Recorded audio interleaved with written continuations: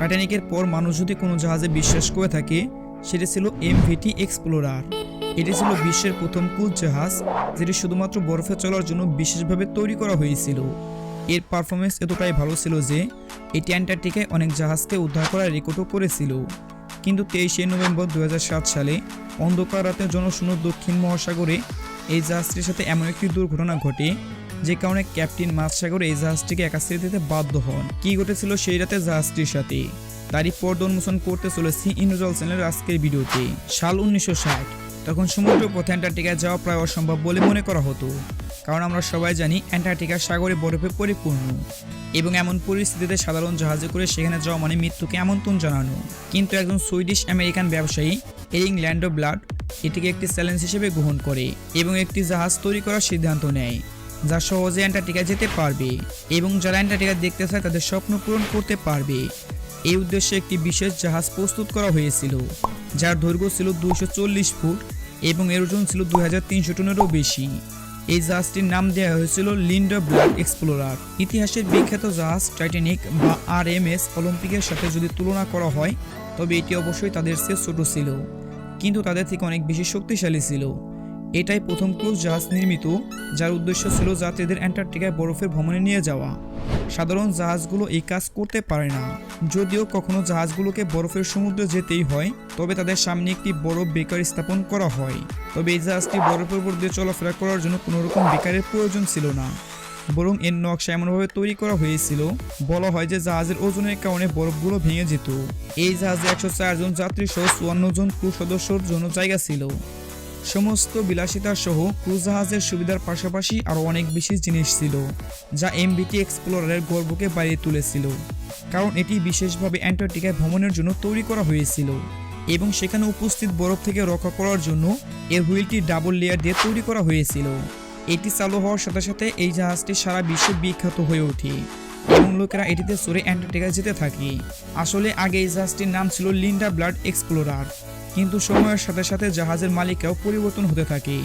2004 সালে এটি হয়ে যায় সর্বশেষ কেনা টর্নেডো ভিত্তিক ভ্রমণ সংস্থা ট্রাভেল কোম্পানি গ্ল্যাব অ্যাডভেঞ্চার, যারা এটির নাম দেয় এমভিটি এক্সপ্লোরার। এরপরে এটি যে অন্য কোনো মালিকের দখলে আসবে তা কারো কল্পনায়ও ছিল না।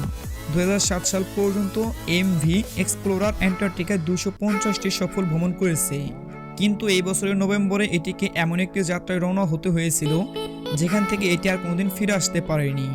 এটি ছিল নভেম্বর 2007 সাল। এমভি এক্সপ্লোরার তার 19তম রোজা যাত্রার জন্য সম্পূর্ণ প্রস্তুত ছিল। এটি আর্জেন্টিনার শহর উসোয়া থেকে শুরু করতে হয়েছিল এবং ফকল্যান্ড দ্বীপপুঞ্জ হয়ে দক্ষিণ জর্জিয়া দ্বীপ এবং তারপর অ্যান্টার্কটিকায় পৌঁছায়। 11 নভেম্বর 2007 সাল 100 জন যাত্রী এবং 54 জন ক্রু সদস্য নিয়ে আবারও রওনা হয়েছিলেন। তারা অ্যান্টার্কটিকার এই সুন্দর যাত্রার উদ্দেশ্যে রওনা হয়েছেন। এখন পর্যন্ত সবকিছু স্বাভাবিক চলছিল। তাদের এই সুন্দর যাত্রা তাদের কি কষ্টের মধ্যে ঠেলে দেবে সে সম্পর্কে কারো ধারণা ছিল না। এমভি এক্সপ্লোরারের ক্যাপ্টেন ছিলেন 49 বছর বয়সী ব্ল্যাক উইম্যান। বরফ ভরা সমুদ্রের মধ্যে জাহাজ চলাচল করছিল এবং এই অভিজ্ঞতার কারণে যাত্রীরা নিজেদের নিরাপদ বলে মনে করত। কিন্তু অ্যান্টার্কটিকা জাহাজের ক্যাপ্টেনরা যতই অভিজ্ঞ হোক না কেন, সেখানকার পরিবর্তিত পরিস্থিতির কারণে প্রতিবারই বিভিন্ন সমস্যার সম্মুখীন হতে হয়েছে এবং প্রতিবারই তাদের নতুন একটি চ্যালেঞ্জ কমপ্লিট করতে হয়েছে। এই যাত্রার শুরুতে ক্যাপ্টেন ব্ল্যাক উইম্যান একটি আশাজনক সিদ্ধান্ত নিয়েছিলেন। তিনি তার পরিকল্পিত রাস্তা থেকে জাহাজটিকে সরিয়ে নিয়েছিলেন। নতুন রাস্তার কারণ ক্যাপ্টেন বিশ্বাস করেছিলেন যে এটি করার মাধ্যমে সম্ভবত তারা ভারী তুষারযুক্ত এলাকাগুলি এড়িয়ে তাদের গন্তব্যে পৌঁছাতে সক্ষম হবেন। প্রথম 10 দিন স্বাভাবিকভাবে চলছিল, কিন্তু 22 নভেম্বর সন্ধ্যায় সূর্য অস্ত যাচ্ছে এবং যাত্রীরা নিজ নিজ কেবিনে যাওয়ার প্রস্তুতি নিচ্ছিল।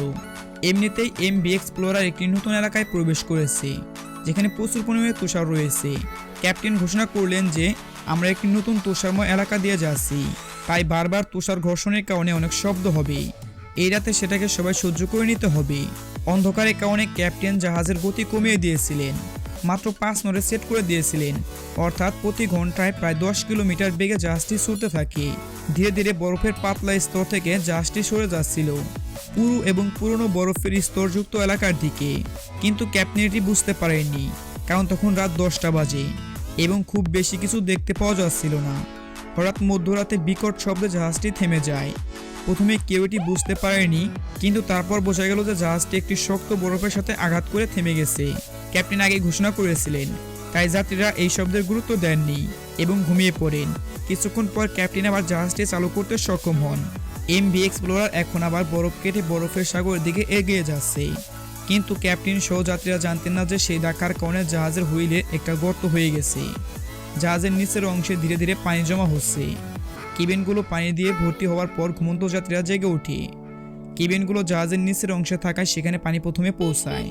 এই দেখে যাত্রীদের মধ্যে হঠাৎ করে আতঙ্ক ছড়িয়ে পড়ে। সবাই দৌড়াদৌড়ি করতে শুরু করে এখান থেকে সেখানে জীবন বাঁচাতে। এখন সম্ভাব্য জাহাজের সব জায়গা দিয়ে পানি ঢুকছে। ক্যাপ্টেন যখন বিষয়টি জানতে পারেন তখন অনেক কেবিনে পানি ভরে গেছে। প্রথমে তারা ভেবেছিল যে সম্ভবত সামান্য ক্ষতি হয়েছে, যা নিয়ন্ত্রণ করা যেতে পারে, কিন্তু যখন জলের চাপ বাড়তে থাকে তখন ক্যাপ্টেন বুঝতে পারেন যে বিষয়টি নিয়ন্ত্রণের বাইরে চলে গেছে। লাইফ বোটগুলো ইতিমধ্যেই অনেক দূরে চলে গেছে। জাহাজে পানি ঢোকার কারণে জাহাজটি একদিকে ঝুঁকে পড়েছিল। ক্রু সদস্যরা জাহাজটিকে দ্রুত সরিয়ে নিয়ে মানুষের জীবন বাঁচাতে ব্যস্ত হয়ে পড়ে। গন্তব্য থেকে 46 কিলোমিটার দূরে ছিল এবং ক্ষতিগ্রস্ত জাহাজ নিয়ে গন্তব্যে পৌঁছানো প্রায় অসম্ভব ছিল। অন্যদিকে যে সমস্যাটি ছিল সেটি হলো অ্যান্টার্কটিকার এই সাগরটি বরফের পরিস্থিতির কারণে খুবই ঠান্ডা ছিল এবং এখানে ঠান্ডা বাতাসের কারণে লাইফ বোটে যাত্রীরা বেশি সময় থাকতে পারবে না। সেই কারণে ক্যাপ্টেন অন্যান্য জাহাজে এসএমএস সংকেত পাঠাতে শুরু করেন। এই সংকেতগুলি ন্যাশনাল জিওগ্রাফি এন্ডেভার এবং নর্থ নার্জো নামের দুইটি জাহাজে পাঠানো হয়েছিল, কিন্তু এই জাহাজগুলোও তাদের থেকে অনেক দূরে ছিল এবং তাৎক্ষণিকভাবে তাদের কাছে পৌঁছানো সম্ভব ছিল না। ধীরে ধীরে এমভি এক্সপ্লোরারের বিভাজন কক্ষে পানি ঢুকতে শুরু করে। এটি সেই কক্ষ যেখানে জাহাজের সমস্ত যন্ত্রপাতি রয়েছে, অর্থাৎ শুধুমাত্র এই কক্ষ থেকে পুরো জাহাজে বিদ্যুৎ দেওয়া হয়। এই কক্ষে পানি ভর্তি হওয়ার কারণে তখন এমভি এক্সপ্লোরারের সমস্ত বিদ্যুৎ বন্ধ করে দেওয়া হয়েছিল। এখন এমভি অ্যান্টার্কটিকার বরফের সাগরের মাঝখানে জাহাজটি অন্ধকারে একা দাঁড়িয়েছিল। তার ইঞ্জিনগুলি বন্ধ হয়ে গিয়েছিল এবং ক্যাপ্টেন যখন জাহাজটিকে সরিয়ে নেওয়ার চিন্তা করতে থাকে, যদি জাহাজের ইঞ্জিনগুলো চালু করা হয়, আবার যদি ইঞ্জিনগুলো চালু না হয় তাহলে প্রবল ঢেউয়ের কারণে জাহাজটি বরফযুক্ত এলাকার দিকে যেতে থাকবে। বৈদ্যুতিক ব্যর্থতার কারণে ইঞ্জিনটি ম্যানুয়ালি চালু করার চেষ্টা করা হয়েছিল। ভাগ্যক্রমে এই ধারণাটি কাজ করেছিল এবং ইঞ্জিনটি আবারও চালু হয়েছিল। ক্রু মেম্বাররা জাহাজটি খালি করার প্রক্রিয়াটি তদন্ত করেছিল। কিছুক্ষণের মধ্যে জাহাজে থাকা সকলে 4টি লাইফ বোটে চড়ে ঠান্ডা পানিতে ভাসতে থাকে। কিছুক্ষণ ধরে ক্যাপ্টেন ও কয়েকজন ক্রু সদস্যরা জাহাজটিকে সোজা করার চেষ্টা করেন, কিন্তু অবশেষে ইঞ্জিনগুলি আবারও বন্ধ হয়ে যায়। আর তখনই জাহাজে দ্রুত পানি ঢুকতে শুরু করে এবং ক্যাপ্টেনকে দ্রুত সিদ্ধান্ত নিতে হয়েছিল। তাই ক্যাপ্টেন এবং কয়েকজন ক্রু সদস্য জাহাজ থেকে নেমে লাইফ বোটে উঠেছিলেন। লাইফ বোটে 150 জনেরও বেশি লোক ছিল। ঠান্ডা দক্ষিণ মহাসাগরে খোলা আকাশের নিচে সাহায্যের জন্য তারা অপেক্ষা করছিল এবং ঠান্ডা বাতাসের কারণে তাদের অপেক্ষার প্রহরকে আরও কঠিন করে তুলেছিল। এই বরফময় ঠান্ডা পানির মধ্যে তাদের 4 ঘন্টা অপেক্ষা করতে হয়েছিল এবং অবশেষে একটি জাহাজ তাদেরকে বাঁচাতে আসে। নর্থশিপ, যাকে ক্যাপ্টেন একটি মেসেজ দিয়েছিলেন, সমস্ত লোকেরা সেই যাত্রায় রক্ষা পেয়েছিল, কিন্তু জাহাজটি ডুবে যায় সেই ঠান্ডা পানির মধ্যে। এমভি এক্সপ্লোরারের এই ঘটনার বিষয়ে একটি তদন্ত দল গঠন করেছিল। তারা বলেন ক্যাপ্টেন ব্ল্যান্ড উইম্যানের ভুলের কারণে এই ক্ষতিটি হয়েছে, কারণ ক্যাপ্টেন যে বরফটিকে প্রথম বছরে পাতলা বরফ বলে ধরে নিয়েছিলেন তা আসলে বহু বছরের পুরনো বরফের পুরো স্তূপ ছিল। এখন জাহাজটি রয়েছে পেঙ্গুইন দ্বীপের 25 মাইল দক্ষিণ পূর্বে 1300 মিটার গভীরে। ভিডিওটি ভালো লাগলে লাইক, কমেন্ট, শেয়ার করতে পারেন। আপনি যদি এরকম রহস্য, রোমাঞ্চ এবং আনকমন ইন্টারেস্টেড মজার ভিডিও দেখতে পছন্দ করে থাকেন তবে ইন্ডিভিজুয়াল চ্যানেলটি এখনই সাবস্ক্রাইব করুন এবং পাশে থাকা বেল আইকনটি প্রেস করুন। তো দেখা হচ্ছে আগামী এপিসোডে। ততক্ষণ পর্যন্ত ভালো থাকবেন, সুস্থ থাকবেন।